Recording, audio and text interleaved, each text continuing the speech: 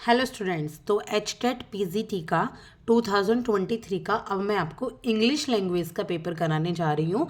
Common subject का है, P G T का ये पेपर है, लेकिन फिर भी आप टी जी टी और पी आर टी की तैयारी कर रहे हैं तो भी आप इसमें से ही हेल्प ले सकते हैं। लेवल क्योंकि डे बाई डे बढ़ते ही जा रहे हैं। तो हिंदी का और सी डी पी का मैं करा चुकी हूँ, आप प्ले लिस्ट देख सकते हैं जो कि है H TET P G T 2023 से 21 के प्रीवियस ईयर क्वेश्चंस के नाम से। तो आज हम करते हैं इंग्लिश का और 15 क्वेश्चंस आए हैं 2023 में, जैसा कि हर साल आते हैं। आज मैं इनको कंप्लीट करा दूंगी और उसके बाद हम चलेंगे हरियाणा जीके के 2023 के प्रीवियस ईयर क्वेश्चंस के सॉल्यूशन पेपर पर।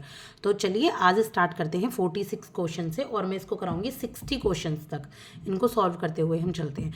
इसमें है 46 में fill in the blank with the correct option.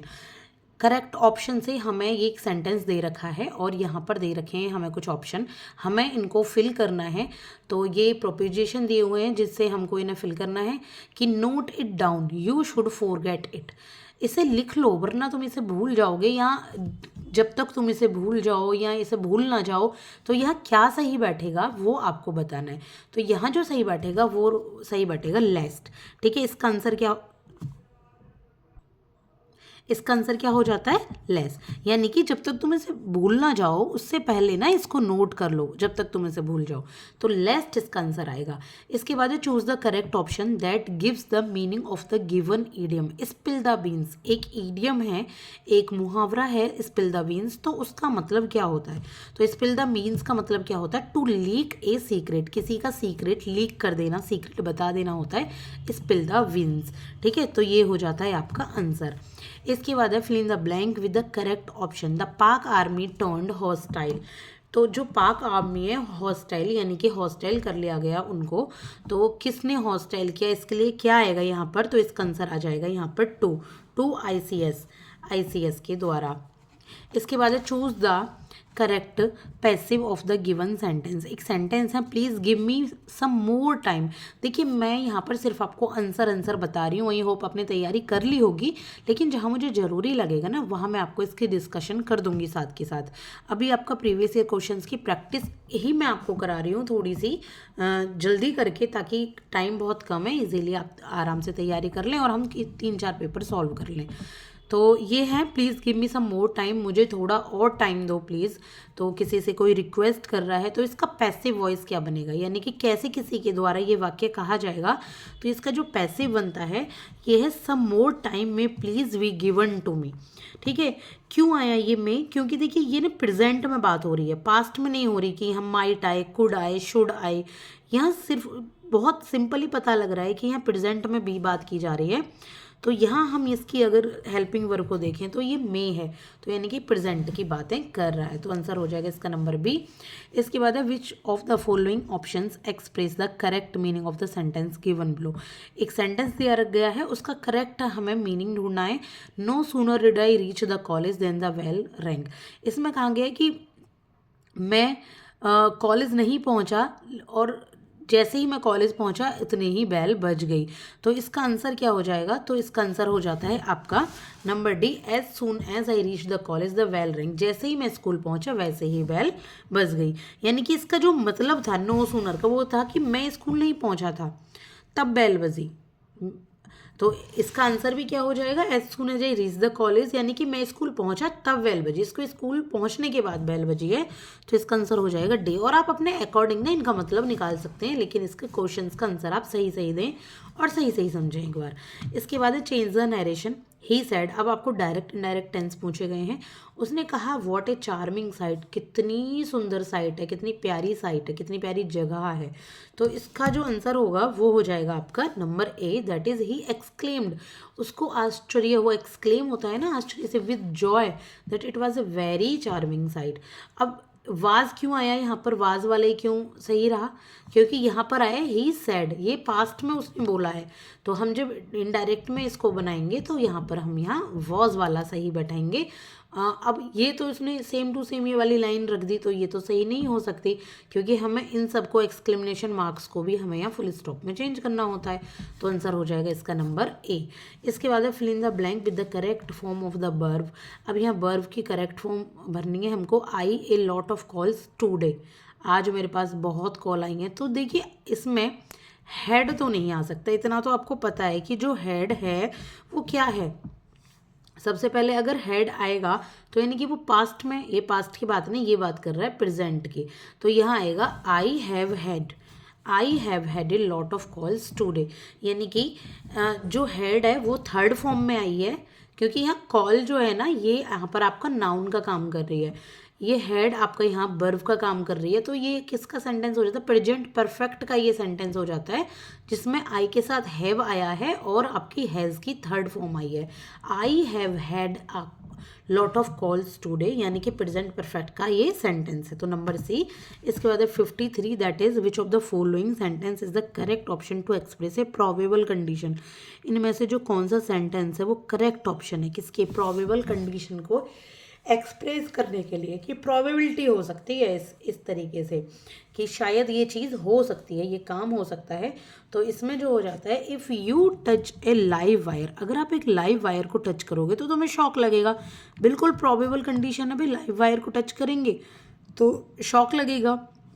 बाकी if I were a word I would fly to you, अगर मैं एक वर्ड होता तो मैं उड़ता, ऐसा नहीं हो सकता ना, ये प्रोबेबल कंडीशन नहीं है। तो कोई एक सपना है कि हाँ होता, लेकिन हो तो नहीं सकता ना, लेकिन ये हो सकता है। तो ये आपकी प्रोबेबल कंडीशन हो जाती है नंबर बी। इसके बाद है 54, that is choose the part of the sentence that is grammatically incorrect. अब एक सेंटेंस है, हमें ग्रामेटिकली इनकरेक्ट इसमें बताना है। He thought he will be able to do whatever he wanted with his job. तो इसमें से कौन सा गलत हो जाएगा, देखिए ही थॉट, उसने सोचा, ये तो कॉमन है, इसमें तो आप गलत निकाल ही नहीं सकते कि he will be able to do, यहाँ विल नहीं आएगा। ये देखिए सेंटेंस आपका पास्ट में है, तो या तो यहाँ वुड आना चाहिए, he would be able to do, ठीक है, वुड आएगा, तो ये आपका यहाँ पर गलत हो जाता है, ठीक है। तो ये आपका आंसर हो जाएगा यहाँ पे नंबर बी, ठीक है, नंबर बी आंसर हो जाता है। इसके बाद है 55, that is choose the part of the sentence that is grammatically incorrect.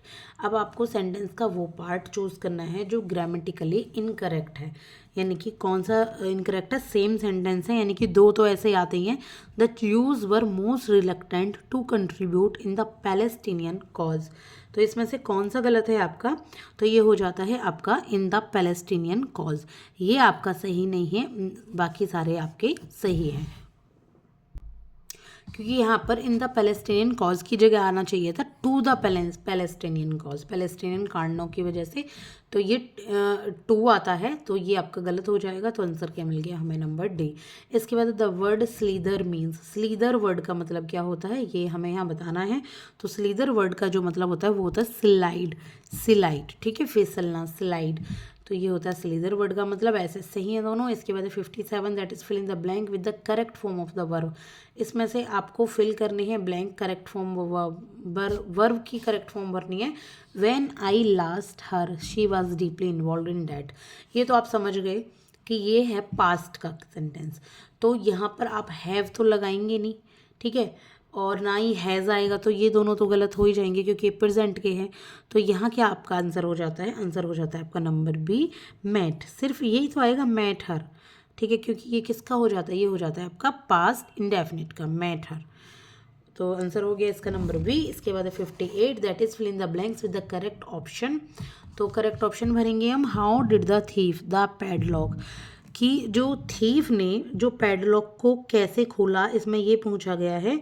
तो इसमें क्या आप यहाँ भरोगे, how did the thief open the padlock. देखिए आप डिड है, पास्ट इंडेफिनिट का है, तो आपको पता है कि जो वर्ब है उसमें फर्स्ट फॉर्म में ही आती है, किस में आती है, फर्स्ट फॉर्म में ही आती है, कुछ भी तामझाम नहीं लगाना होता। अगर डी होता है तो आपका आंसर ओपन ही हो जाएगा, सिंपल ओपन। इसके बाद है fill in the blank with the correct modal auxiliary.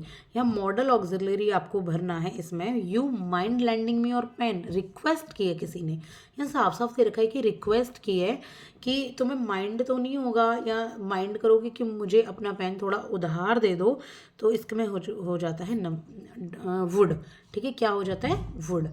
तो ये हो गया, रिक्वेस्ट फॉर्म में वुड आ गया आपका, क्योंकि मस्ट जरूरी होता है, आउट होता है कोई कर्तव्य निभाने के लिए, शुड नॉर्मली होता है चाहिए का, किसी को कोई ज़रूरत है वही। इसके बाद है 60, लास्ट क्वेश्चन है इंग्लिश का। इसके बाद है आपका QA, reasoning ability and GK and awareness. और अब आपको बता दूं, ये मैं नहीं कराऊंगी क्यों नहीं कराऊंगी? क्योंकि देखिए इसमें सारा का सारा सॉल्विंग है, डिस्कशन है, और मैं यहाँ प्रीवियस ईयर क्वेश्चंस को बस डिस्कस करा रही हूँ। तो सॉल्यूशन का इन्हें आप खुद अपने हाथों से करें, खुद समझ समझ के बैठ कर करें, तो आपको तब ज़्यादा अच्छे से क्लियर होगा। इसको कोई ऐसी ऑप्शन बता दे तो इसका तो कोई मतलब नहीं बनता ना, तो इसको मैं नहीं कराने वाली। ये आप QA रीजनिंग एबिलिटी को खुद करेंगे। हरियाणा जीके में आपको कराऊंगी, तो हरियाणा जीके कराकर 2023 का हमारा 90 नंबर का पेपर कंप्लीट हो जाएगा। बाकी आप जिस भी सब्जेक्ट की तैयारी कर रहे हैं TGT PGT में, तो 60 नंबर की तैयारी आप अलग से करें। अगर आप इकोनॉमिक्स की तैयारी कर रहे हैं तो मेरे चैनल से कर सकते हैं। मैं इकोनॉमिक्स की यहाँ पर PYQs एंड MCQs की वीडियो अपलोड करती हूँ, तो मैं डेली अपलोड करूँगी। बहुत दिनों से अपलोड नहीं की कर पाई थी, बिकॉज आपको पता है पॉल्यूशन की वजह से दिल्ली NCR हर जगह में छुट्टियाँ हो गई थी, बच्चों की online classes, so it was not possible for a mother to do like that. तो चलिए करते हैं। Arrange the following jumbled option in the correct order and then choose the correct option. ये जुम्बल वर्ड है जिनको correct आपको लगाना है, बहुत सिंपल है। देखिए इज हार्डनिंग तो पहला हो ही नहीं सकता, ठीक है। अब the news is going abroad that she, अब ये है द न्यूज़, जो आपका आंसर निकलेगा वो है आपका कि the news that she is going abroad is hardening.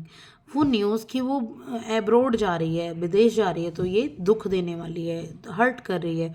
तो आंसर क्या हो जाएगा? आंसर हो जाएगा नंबर A। आप अलग अलग तरीके से लगा कर देखें, आपका क्लियर हो जाएगा। अब रह गया हरियाणा जीके के 10 क्वेश्चंस, ठीक है, क्योंकि 10 नंबर का QA आता है, 10 नंबर के रीजनिंग एबिलिटी आते हैं, और 10 नंबर का आता है हरियाणा जीके या अवेयरनेस। तो वो मैं आपको करा दूंगी नेक्स्ट वीडियो में। फिर हमारा 2023 का पेपर हो जाएगा कंप्लीट, और हम चलेंगे 2022 पर। आपकी तैयारी बहुत अच्छे से हो जाएगी इन्हीं से ही।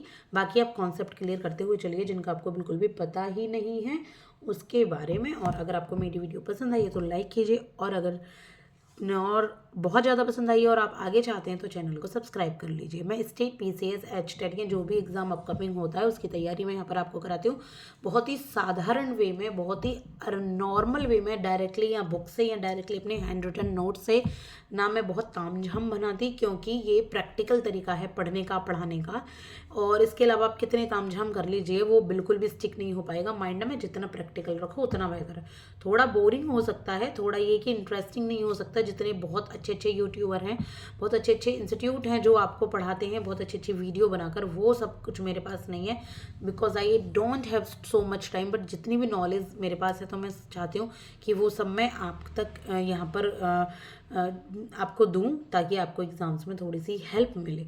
तो प्रैक्टिकल तरीका है बिल्कुल पढ़ाने का। पसंद आया तो प्लीज़ सब्सक्राइब कीजिए। Thank you so much.